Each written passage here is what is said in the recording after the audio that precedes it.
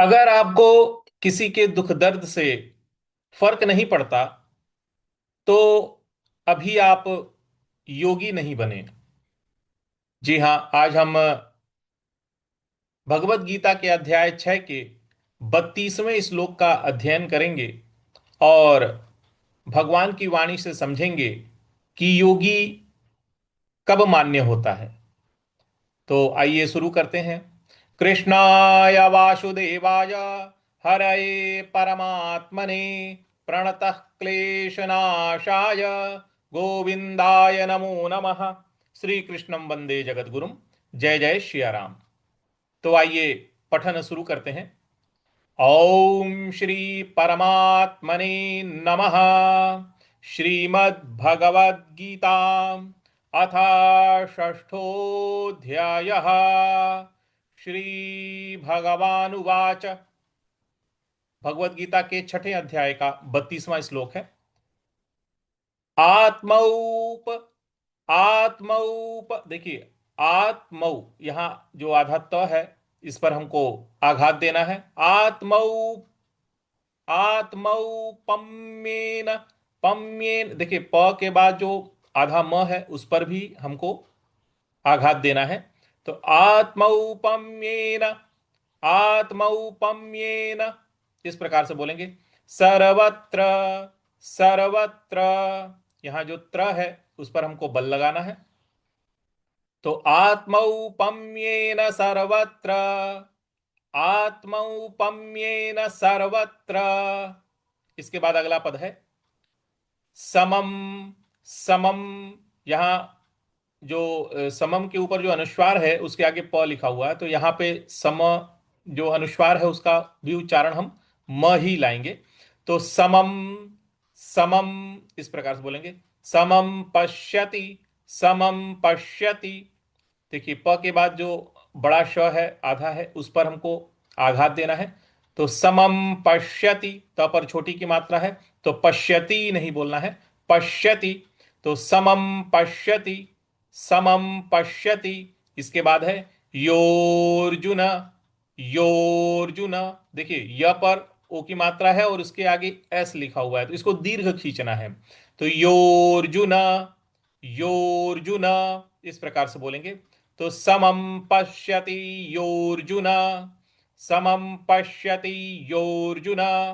पूरी पंक्ति बन रही है। आत्मौपम्येन सर्वत्र समम पश्यति योर्जुन, आत्मौपम्येन सर्वत्र समम पश्यति योर्जुन। इस प्रकार से इसको पढ़ेंगे। अगला पद है सुखौ।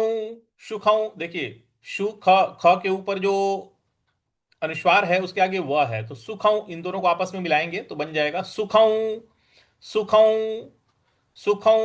इस प्रकार से बोलना है। तो सुखौ वा यदि वा दुखम, सुखम वा यदि वा दुखम। देखिए, यहाँ पे दुख, दु के आगे जो विसर्ग है इसका, इसके आगे ख है तो यहां पर आधा ख का हमको उच्चारण लाना है, दुख ऐसे बोलना है। और ऊपर जो अनुस्वार है उसके आगे स है, इस वजह से यहां पर हम इसको म के उच्चारण में लाएंगे। तो दुखम, तो सुखम वा यदि वा दुखम, सुखम वा यदि वा दुखम, सुखम वा यदि वा दुखम। इस प्रकार से बोलेंगे। अगला है स योगी परमो मतः। स योगी, स योगी ग पर बड़ी की मात्रा है तो सयोगी नहीं बोलना है, स योगी परमो मतः। मतः, मतः के आगे जो विसर्ग है उसके आगे कोई शब्द नहीं है, कोई अक्षर नहीं है, इस वजह से उसका उच्चारण हम ह लाएंगे। तो सयोगी परमो मतः, सयोगी परमो मतः। तो पूरी पंक्ति क्या बन रही है? सुखं वा यदि वा दुखम सयोगी परमो मतः। इस प्रकार से बोलेंगे तो पूरा श्लोक बन रहा है आपका। आत्मौपम्येन सर्वत्र समं पश्यति योऽर्जुन, सुखं वा यदि वा दुःखं स योगी परमो मतः। इस प्रकार से इसको बोला जाएगा। पूरा पठन करते हैं, सभी लोग एक साथ करेंगे। व्याकरण जरूर आप लोग अपनी कॉपी में नोट कर लिया करिए और उसका फिर बाद में अभ्यास किया करिए। तो अभ्यास करने से उच्चारण शुद्ध होता चला जाएगा। तो आइए सभी लोग एक साथ हम लोग पठन करेंगे। ओम श्री परमात्मने नमः। श्रीमद् भगवद गीता अथ षष्ठोऽध्यायः। श्री भगवानुवाच आत्मौपम्येन सर्वत्र समं पश्यति योऽर्जुन सुखं वा यदि वा दुःखं स योगी परमो मतः। इस प्रकार से इसका पूरा उच्चारण किया जाएगा। इसका अभ्यास आप जरूर करिएगा। अब इसके शब्दार्थ की ओर आते हैं। तो श्री भगवान उवाच, श्री भगवान बोले, आत्मौपम्येन। आत्मौपम्येन का अर्थ होता है अपने शरीर की उपमा से। अपनी, जैसा अपना शरीर है वैसा ही समझना, वैसा ही मानना, वैसी ही उपमा लेना, समझना, देना, है ना। तो आत्मौपम्येन का अर्थ हो गया अपने शरीर की उपमा से। सर्वत्र, सर्वत्र का अर्थ है सब जगह। समम का अर्थ है समान। पश्यति, पश्यति यानी देखता है। कौन देखता है? योगी। यो का अर्थ होता है जो। अर्जुन यानी हे अर्जुन। सुखम का अर्थ है सुख। वा का अर्थ है और। यदि वा का अर्थ है अथवा। दुखम का अर्थ है दुख को। सह यानी वह। परमम, परमः, परमः का अर्थ है परम। योगी, योगी का अर्थ है योगी। मतः यानी माना गया है। तो इस प्रकार से पूरा अर्थ क्या बन रहा है? श्री भगवान बोले, हे अर्जुन, जो योगी अपनी शरीर की उपमा के समान ही, जैसा अपना शरीर हम मानते हैं उसी प्रकार से अपने शरीर की उपमा के समान ही, अपनी भांति ही संपूर्ण भूतों को, संपूर्ण भूतों में एक समान ही देखता है। संपूर्ण भूतों को और संपूर्ण भूतों में एक समान ही देखता है, एक ही भाव से देखता है। जैसे वो अपने आप को मानता है वैसा ही संपूर्ण जगत को मानता है। एक दृष्टि हो जाती है उसकी। और सुख अथवा दुख दोनों ही अवस्थाओं में वो सबको, सब में समान ही देखता है। जैसे कोई दूसरा अगर दुखी है और उसके दुख से आपको भी पीड़ा हो रही है, अगर दुख दूसरा सुखी है तो उसकी सुख से आपको भी आनंद आ रहा है, तो आप सबको समान दृष्टि से देख रहे हैं और सबको समान भाव से महसूस कर रहे हैं। वह योगी परम श्रेष्ठ माना गया है। यह है परम श्रेष्ठता की अवस्था भगवान ने जो हमें बताई। जैसे हम लोग अपने हाथ, पैर, मस्तक इत्यादि को उपयोग में तो अलग अलग लाते हैं। दिमाग से सोचते हैं, हाथों से कर्म करते हैं, पैरों से चलते हैं, सेवा लेते हैं, तो ऊंच नीच का काम तो होता है। लेकिन हम अपने भाव से लेते हैं, हम उसमें अपना भाव रखते हैं। ये हमारा हाथ है, ये हमारा दिमाग है, ये हमारा पैर है, ये हमारी इंद्रियां हैं। इस प्रकार से अपनत्व रहता है। वैसा ही अपनत्व भाव जो है हमें सबके साथ जब तक ना हो तब तक वह हमारा योग घटित नहीं है, वो श्रेष्ठ योग हमें हमें प्राप्त नहीं है। वही भगवान हमें बता रहे हैं कि अलग अलग उपयोग में तो हम लाते हैं लेकिन आत्मभाव स्वयं का ही रहता है।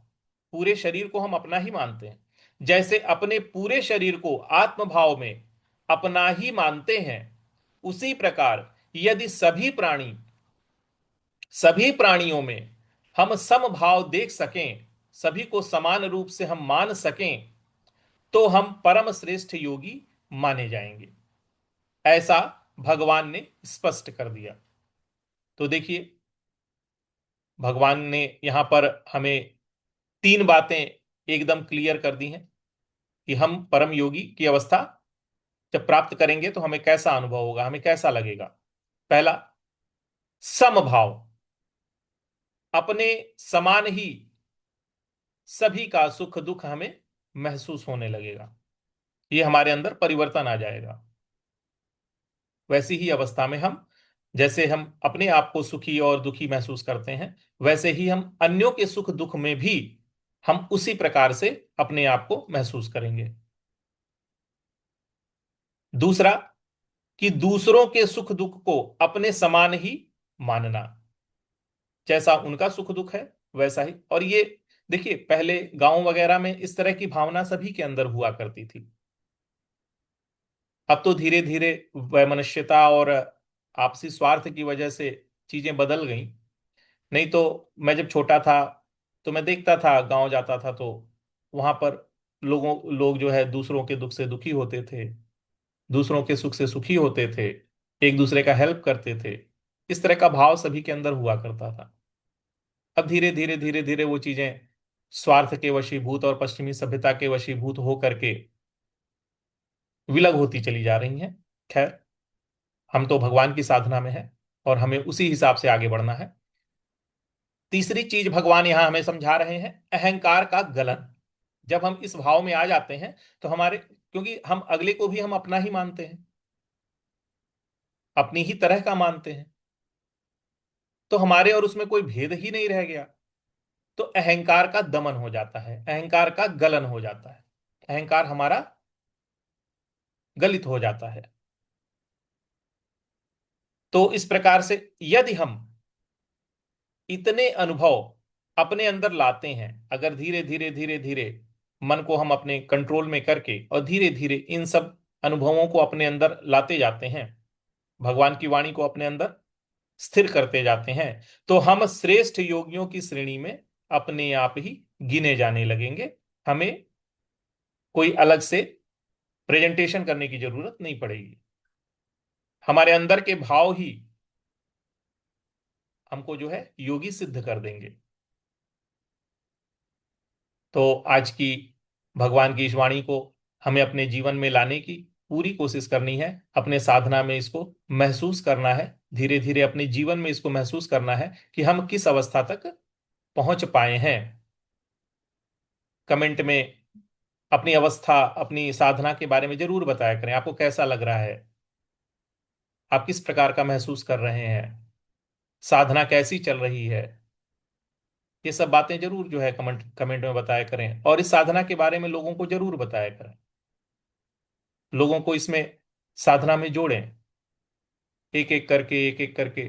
तो सभी लोग साधक बन जाएंगे। और अब आप ही सोचिए, कल्पना कीजिए कि अगर सभी लोग साधक हो जाते हैं, सभी लोग परमात्मा के रास्ते पे चलने लगते हैं, तो ये संसार कैसा सुहावना हो जाएगा। लोग एक दूसरे की मदद निस्वार्थ भाव से करने लगेंगे, कितना अच्छा लगेगा। तो पूरे संसार को तो हम क्या ले आ पाएंगे, ये है कि अगर हम अपने जीवन में एक साधक भी परमात्मा की ओर लाते हैं तो ये भगवत कृपा से भगवत कार्य बहुत बड़ा कार्य हो जाएगा। तो आज के लिए हम इतना ही रखते हैं।